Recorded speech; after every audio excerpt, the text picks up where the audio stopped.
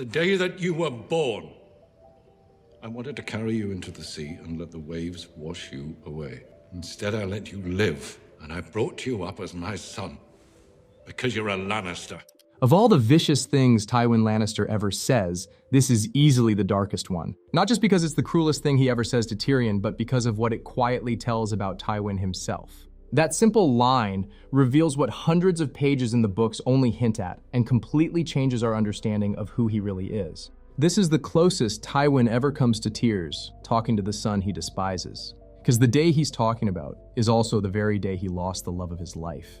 What really fascinates me, though, this line doesn't even exist in the books. In fact, this entire scene plays out completely different on the page. Because beyond that brutal confession, this scene perfectly explains why, in another life, they might have been unstoppable together, but it also explains why, in this life, they are fundamentally broken.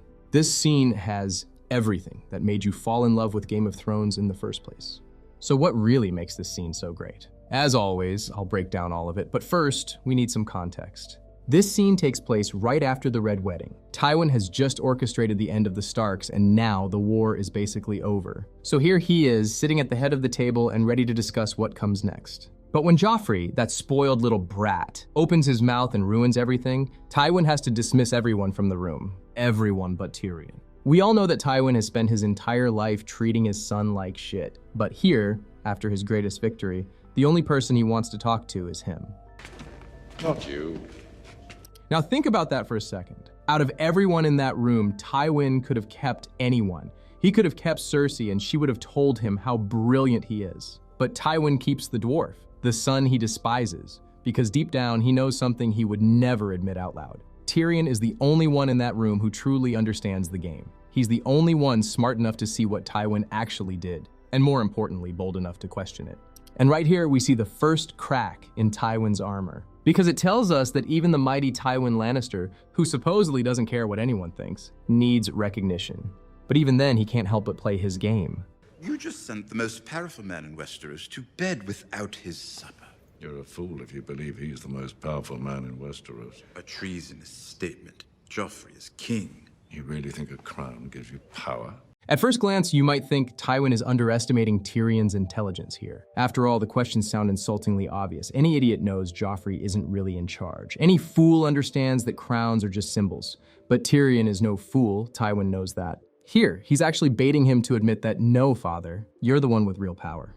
But of course, Tyrion sees right through it, and he refuses to play along. That's exactly why he names Joffrey as the most powerful man in Westeros. The same Joffrey who just moments earlier called his grandfather a coward for sitting out Robert's rebellion. And in the books, we actually see that Tyrion reminds Tywin of that insult on purpose, because he wants to make sure his father feels the sting of it and can't fully enjoy his victory. So here, his logic is almost the same. And to take it even further, Tyrion points out that what Tywin just said is treason, which means even the mighty Tywin Lannister can't speak freely about the boy king. And then he decides to give his father just a small taste of what he wants. I think armies give you power. Robb Stark had one, never lost a battle, and you defeated him all the same. I mean, it's amazing to watch Charles Dance as Tywin here. The man doesn't need any lines, his face does all the work. That quiet smugness, that little he lets slip. You can easily tell that he's enjoying it. I mean, it's almost like those scenes between him and Arya, where he'd just sit back and enjoy someone who could match wits with him. But of course, this one doesn't last that long. Oh, I know. Walder Frey gets all the credit. Walder Frey is many things, but a brave man, no. He never would have risked such an action if he didn't have certain assurances. Which you got from me. Do you disapprove? Now I gotta pause here for a second, because once again, Tyrion changes his approach. First, he lets Walder Frey take the credit for Tywin's so-called masterpiece, and then he implies that his father had to scheme with a coward to beat Robb Stark. But this time Tywin catches it. That's why he asked that question. I mean, think about it. This is the first time in the entire show that Tywin Lannister has asked his dwarf son for his opinion on anything. And it's not some throwaway question either. He's literally seeking validation. I'm all for cheating. This is war. But to slaughter them at a wedding... Explain to me why it is more noble to kill 10,000 men in battle than a dozen at dinner. I mean, wow. This line is pure Tywin Lannister on display. And honestly, his argument is terrifyingly good, because on paper the math is undeniable. Even if Tywin's lowballing the numbers here, continuing the war would have cost exponentially more lives. Tens of thousands of soldiers, farmers, and even children. So when you let yourself feel the full weight of all that suffering, Tywin's justification makes a lot more sense. And this is where the scene goes beyond a simple father and son conversation and becomes something far more profound. It becomes the famous trolley problem made flesh at a wedding feast. And Tywin Lannister is standing there, hand on the lever and asking, was I wrong to pull it? So that's why you did it? To save lives? To end the war, to protect the family. And there it is, the real reason. I think this is where Tywin Lannister's hypocrisy gets laid completely bare. Because no matter how convincing he sounds, did you really believe those lives mattered to him? This is the same man who ordered the murder of Targaryen children. The same man who commanded Gregor Clegane to burn the Riverlands to ash. And underneath all of it, there's the same obsession that drives every decision he has ever made. The family. Do you want to write a song for the dead Starks? Go ahead, write one. The Northerners will never forget.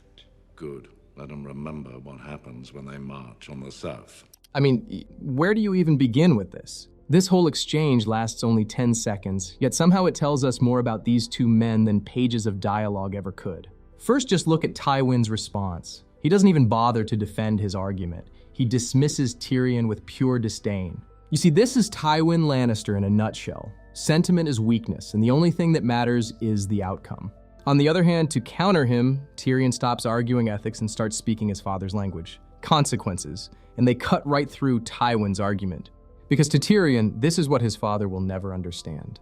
The numbers don't remember, the numbers don't hold grudges, but people do. And when you slaughter men under the sacred protection of guest right, you're not just killing enemies, you're creating something that will haunt you for generations. And yet, Tywin strikes back. Because here's what Tyrion misses. Tywin himself wants it. He wants every future generation to know exactly what happens when you march against the Lannisters. And the thing is, he knows it succeeds, because he's done it before.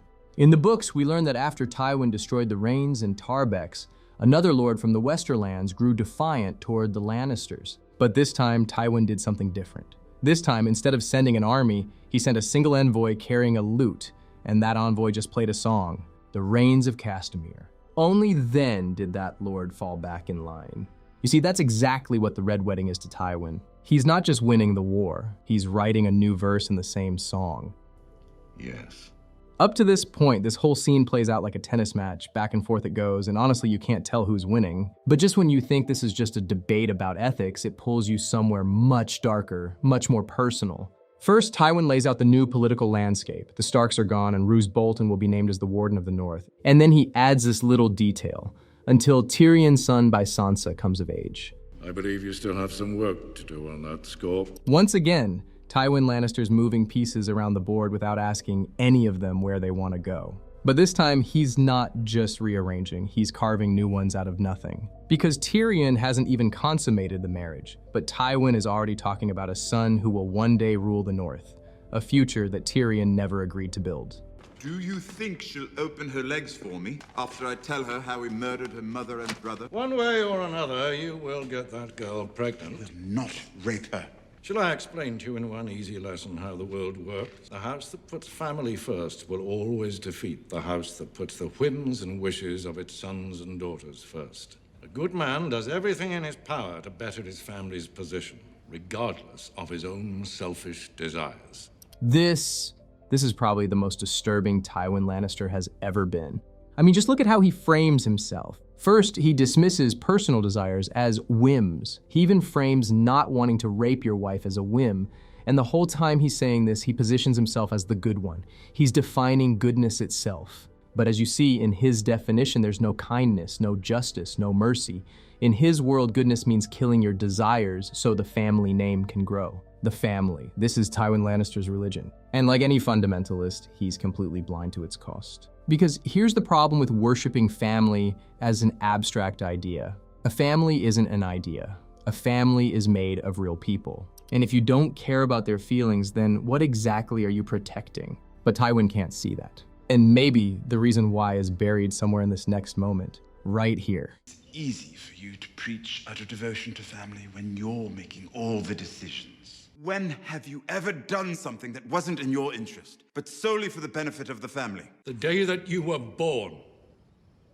I wanted to carry you into the sea and let the waves wash you away. Instead, I let you live, and I brought you up as my son, because you're a Lannister. I mean, we all know Tywin Lannister is a ruthless man, but this is incredibly brutal. How do you even say something like that to your own son? And worse, how do you even mean it? Because as you see, Tywin isn't lashing out just to wound. He believes every word. As they come pouring out of his mouth, you can see there's pain behind them. He's struggling not to cry. This is the first time we have ever seen Tywin Lannister like this. And this is where the show does something the books never quietly do. It cracks Tywin open and reveals something dark, something twisted, yet tragically human. Because remember what I said at the beginning of this video. The day Tyrion was born is also the day Tywin lost the love of his life, Joanna. All those tears welling up in Tywin's eyes are not for his son, they're for her. Because in this moment, he's reliving the worst day of his life. And the books actually give us a window into just how deep that loss really was. We're told from multiple perspectives that Tywin rarely spoke of Joanna after her death, but everyone who knew them understood there was something profound between them. Even Tywin's own sister, Jenna, once told Tyrion that his father was not the same man after Joanna died, that the best part of him died with her. She was the only person in the world who could make Tywin Lannister genuinely smile, and her death broke something inside him. Only then, all that warmth, all that passion he once had for her, got buried inside an idea. The Lannister legacy, the family name. And now here he is, standing before his son and telling him that even though he had his own reasons to kill him, he didn't. He let him live. In his mind, this is the ultimate proof that he cares about his family more than anything. Even Tyrion, that little monster who killed his wife, that cosmic punishment sent by the gods, couldn't stop him from doing his duty. This was his sacrifice. And here's the cruelest irony of all. Tywin Lannister will never love his son. Not because he's evil, but because every time he looks at Tyrion, the worst day of his life stares back at him. But we all know that if he could see past his trauma, he would realize the very thing that kept Tyrion in that room. He's the only child who inherited his mind.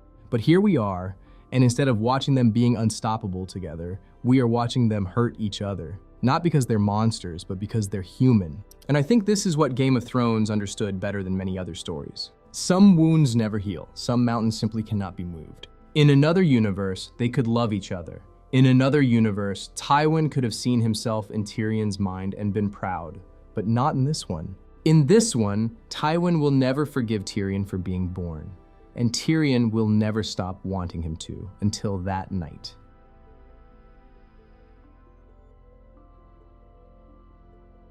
So if you've made it this far, thank you so much for watching. If you enjoyed the video, I'd really appreciate it if you leave a comment, give a like, and click to subscribe. Your support will greatly help the mysterious algorithm notice me. And if you want to support me directly, you can join the channel by clicking the join button. See you next time.